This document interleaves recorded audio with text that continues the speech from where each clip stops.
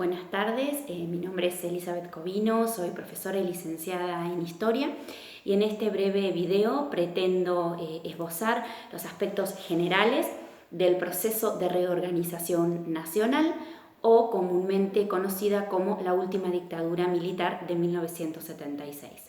En primer lugar, quiero decirles que este proceso histórico es sin duda el proceso histórico más sensible y más traumático de nuestra historia reciente, justamente porque aún siguen heridas abiertas y porque aún podemos visualizar las consecuencias nefastas de este proceso.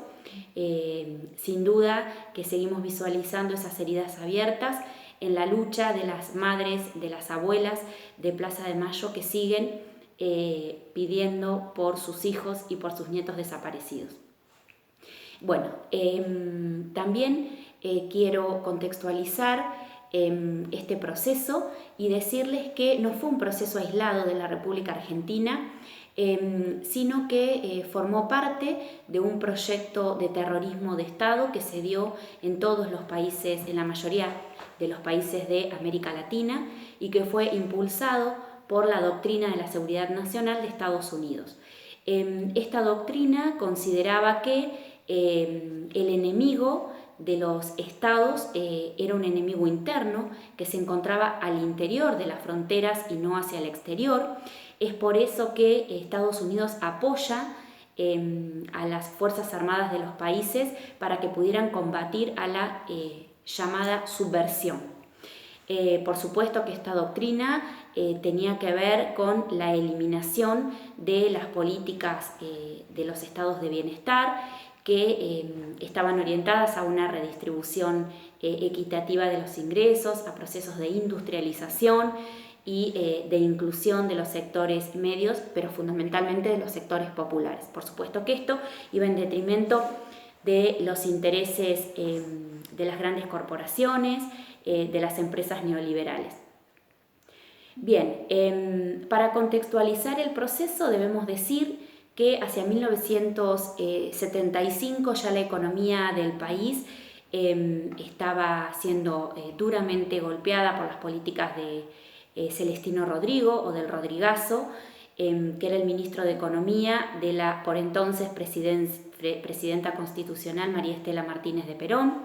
Así es que un 24 de marzo del 76 las Fuerzas Armadas destituyen a esta presidenta, implantando lo que se conoció como el proceso de reorganización nacional. Este nombre le fue dado por los mismos militares porque ellos consideraban que había que reorganizar el país en todo sentido. El principal objetivo de estos militares era terminar con la supuesta subversión. Dentro del concepto subversión es un concepto sumamente amplio para ellos porque subversivo era todo aquel que pensara distinto, subversivo era todo aquel que tuviera sueños de un mañana mejor, de un mañana con una democracia fuerte y consolidada, con un mañana con un socialismo fuerte y consolidado, y también dentro del concepto subversión entrarían también la lucha de los curas comúnmente llamados villeros o partidarios de la teología de la liberación, todos los educadores y educadoras que desde sus escuelas promulgaban una educación emancipadora y liberadora, y también dentro del término subversión estaban todas las organizaciones armadas, peronistas y de izquierda que habían tomado las armas en contra de los procesos dictatoriales.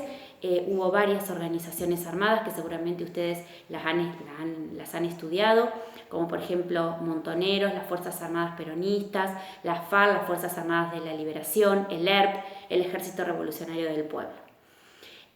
A nivel social podemos decir que la dictadura implantó el terror, implantó el disciplinamiento y el silenciamiento social.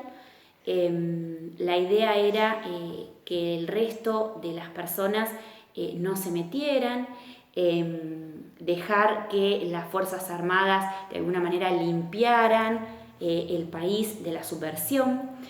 Y y este silenciamiento, por supuesto que lo implantaron a través del terror y a través del miedo. Sabemos que el miedo paraliza y no nos deja accionar. Lo hicieron básicamente a partir de la represión clandestina. Nunca, por ejemplo, utilizaron la pena de muerte desde la legalidad, por supuesto, lo hacían todo de forma ilegal porque esto genera más miedo y más disciplinamiento. Y esa represión clandestina tenía pasos. El primero era la detención, entraban los grupos de tareas abruptamente a los domicilios a llevarse a las personas supuestamente subversivas. La detención en esos centros clandestinos de detención, tortura y exterminio, que funcionaban en diferentes sedes, como eran sedes abandonadas de las Fuerzas Armadas o empresas que prestaban también, empresas amigas de la dictadura, que prestaban sus instalaciones para que operaran allí estos centros. Entonces, detención clandestina, tortura, con métodos terribles. La vida humana se degradaba a un punto que no lo podemos comprender, quienes somos partidarios de los derechos humanos y de la vida y de la democracia.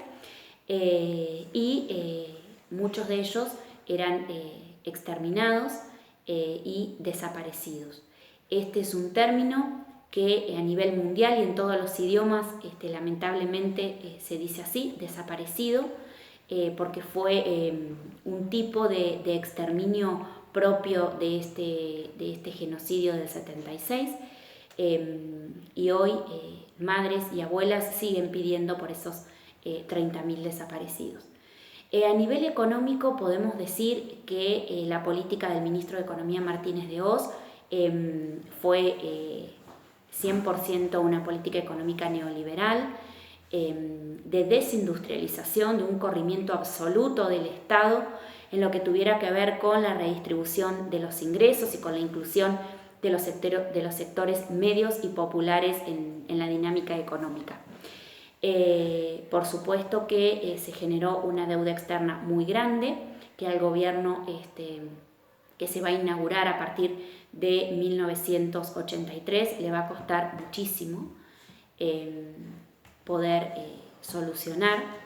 Y también no me quiero olvidar de la faceta cultural, porque dentro de esa represión, dentro de esa censura, se vieron afectados numerosos compositores, artistas, músicos, que tuvieron que exiliarse, tuvieron que irse del país porque eran víctimas de la dictadura genocida.